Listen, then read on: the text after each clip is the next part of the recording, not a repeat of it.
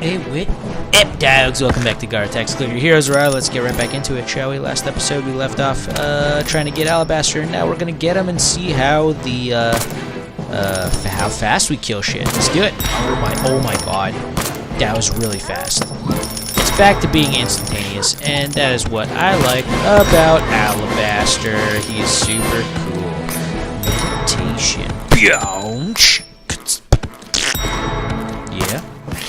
And now we're just grinding out money so you can get 10 more levels. I think that might do it. Yep, there it is. And then 5 more levels. Let's grind out more money. Why not? Oh shit! And look at that. These guys are about to come off their shit, which is perfect because in 9 minutes I can give Alabaster a bunch more levels, boost up quite a bit. That'd be really nice. Okay, travel abuse. Cool. Good stuff. And we're waiting another 25 levels. This is going to be the 47s. This is going to be a good time. Oh man, it feels good fighting along Alabaster. After all this time, we've come a long way, you guys. We're like 250 episodes in, more than 1,000 videos, I think, at this point. And Alabaster has been alongside us the entire time because he is the greatest hero known to mankind.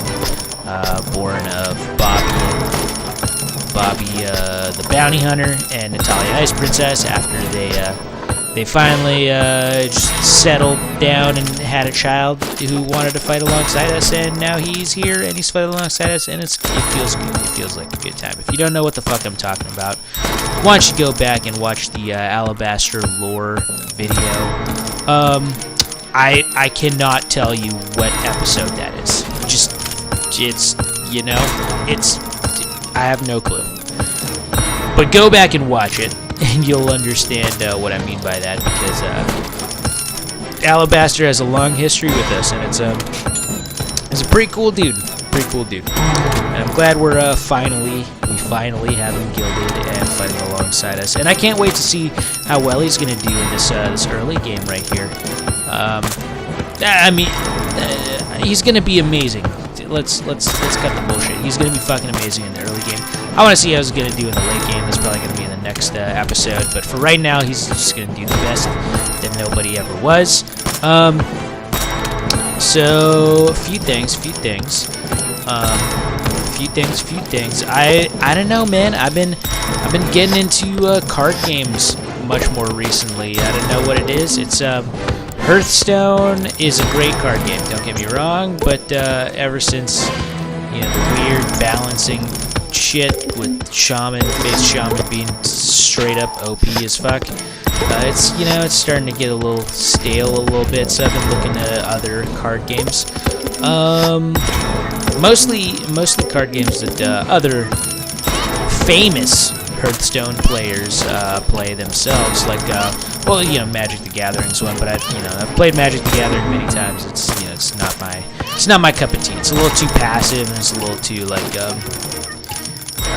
macro gamey for me to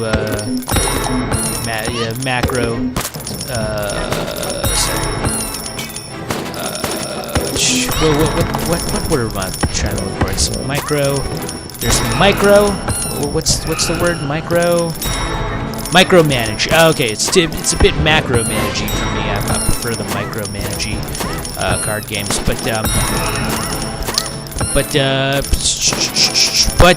there is a few card games that Kriparian has been showcasing on his channel. One of them being Shadowverse and the other one being Faria. And I've been playing those games. It's been decent times. I'm gonna do this one so we can re-roll, see if we can get a gold quest. And also 5-minute quests are really nice to get that achievement. But get those achievements. But yeah, I've been playing Faria a lot. And I just downloaded Shadowverse literally like 10 minutes ago on my phone and played like a couple games of that. It's a little bit more fast-paced. It's perfect for phones, basically. Whereas Faria, it's a little bit slow-paced, and I'm still getting the hang of it, honestly. With a regular card game like Shadowverse, In Hearthstone, I can understand it. But with Feria, with having like the weird like board aspect, the one where you like create a board and put shit on it, like the strategy aspect, it's sort of fucking with my mind a little bit, which is fine. You know, it's good to have it's good to challenge yourself here and there. But I've yet to figure out like sound or strategies, and I've been going into like Pandora mode. I use the Phantom coins. I haven't used the actual Pandora coins yet, but I've been going into Pandora mode, and I've been losing quite a lot. I only like won one game, I think, so far. In fact, the last time I used the Phantom coin, I won 0 games. Went 0 and 2. Excuse me, I don't know why I'm so tired. I know I'm so tired because I woke up early and I didn't go to sleep. After I woke up early and just been fucking doing stuff, and then I didn't get enough sleep because I was up late last night with my girlfriend. We weren't doing the sex. We were just hanging out and talking. It was a fun time, even though we were both completely naked. You know, just sometimes you're both completely naked, but you're tired as fuck, so you're not gonna have sex. So we're just fucking talking stuff, and it was fun. It's a good time. And also, I got a late night tonight, so it's like, yeah. I think there's a energy drink in my future. I just don't know which one.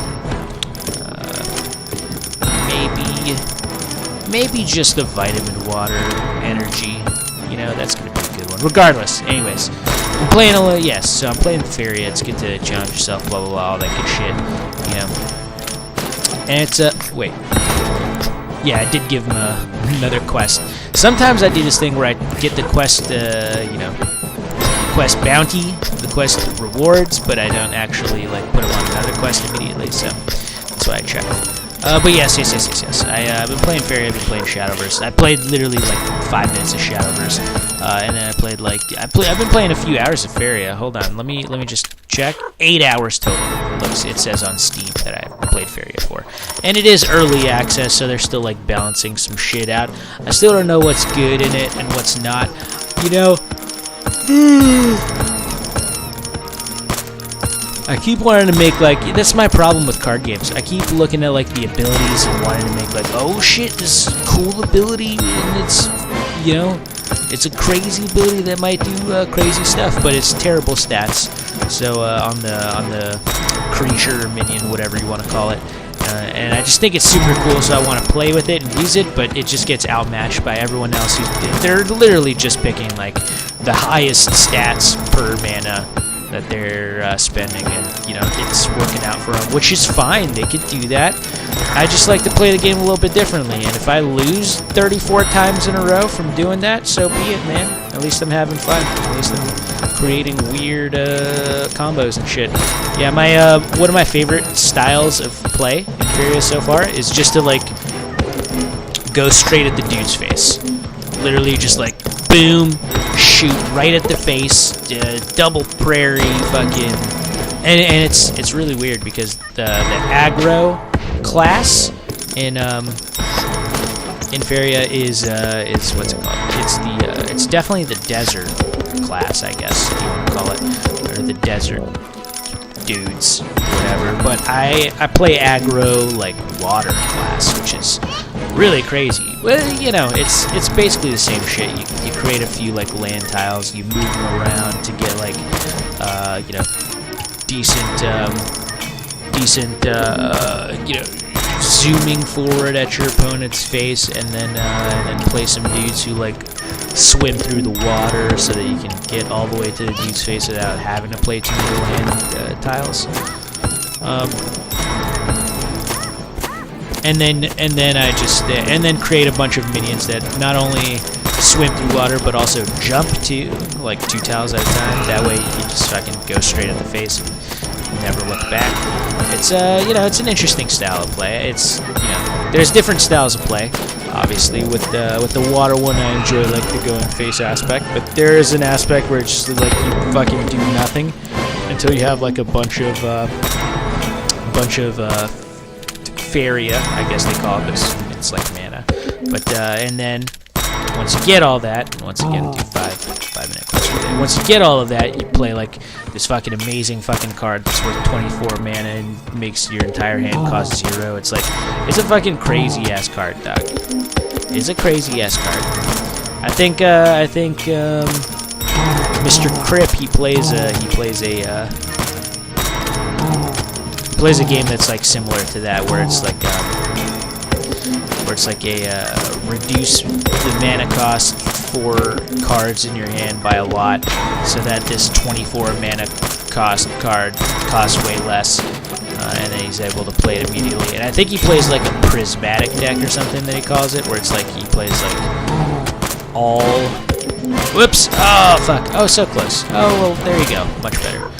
Where he plays all of the... Oh, that's right. Oh, I could do that now. Oh, snap. Oh, beautiful. Oh, very good. Another 100 levels off of the back of that right there.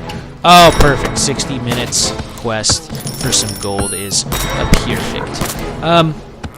But yeah, so he does that, and instead of just putting like a bunch of water cards in his deck to do that, like I believe he's got a few of those, like the spell is like Call of the Dragons or whatever. It's like, I'll put all 4 like prismatic dragons, all 4 elemental dragons into your hand. They all cost like 0, which is fucking insane. But also, and it costs a lot of Feria too. But also, like if you play that card that's like draw a billion cards and make them all cost 0, it'll cost 0. So it's like he's got a pretty sick combo deck. Was what I see. I don't have like any of those cards though, so I'm sort of playing like a half-ass version of that deck, where it's like, oh, the half of it is that, but also the other half is just like fucking rush face. It's interesting. It's interesting. The water deck, the water class is like, I believe, the most like strategic of all of those, just because one, you could play it like a number of different ways, where the other classes, I believe there's only a few archetypes, and then oh, I'm not going to do 2 days. It's just 5 minutes to reroll that shit. And then the other classes, they basically just have like a straightforward, like single archetype that works pretty much exactly the way it does. I guess the green one. Nah, the green one's basically like the green deck is, it's very, you know, it makes what's it called? It's very straightforward as well. It's basically like a buff deck, like almost paladins, I guess. But it's, you know, or just, you know, green decks in Magic the Gathering, where it's like flood the board with a lot of small shit and then buff them up huge. I mean, the green deck also has a bunch of like huge minions as well, but you know, they also have a ton of buffs. The red deck is just like, oh, toss a bunch of shit at your opponent's face, like passively, like a bunch of minions that have like have abilities that are like, oh, you do this much damage, oh, you do that same amount of damage to face. Oh, you killed an enemy, attack that to face. Oh, you're taking damage, oh, send that damage to face as well. Towards the end, you're just fucking fucked, basically. The desert one, you just go straight at the face. Very weak health minions, but high attack, and you just go straight at the face and fucking tear ass. But yeah, the blue one seems like they got quite a few archetypes. The like lowering the cost of cards in your hand archetype, and also the moving around lands archetype, the jumping across archetype, the swimming archetype. They got a bunch of archetypes. So it's, you know, I feel like it's the most dynamic class, which is really nice, because one of the first packs that I opened had a legendary card in the blue deck. So I was like, oh shit, let's do that.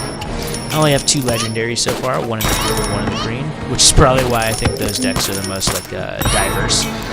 But you know, I could be wrong. I just need to fucking play the game more, I guess.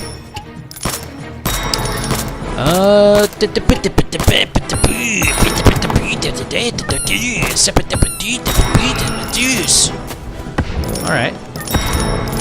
I guess so.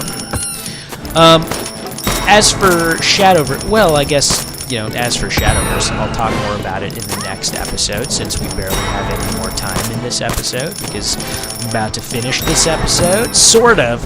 I wanted Alabaster to get to 750. That's going to be another 75 levels, though. Yeah, it might take a minute, weirdly enough.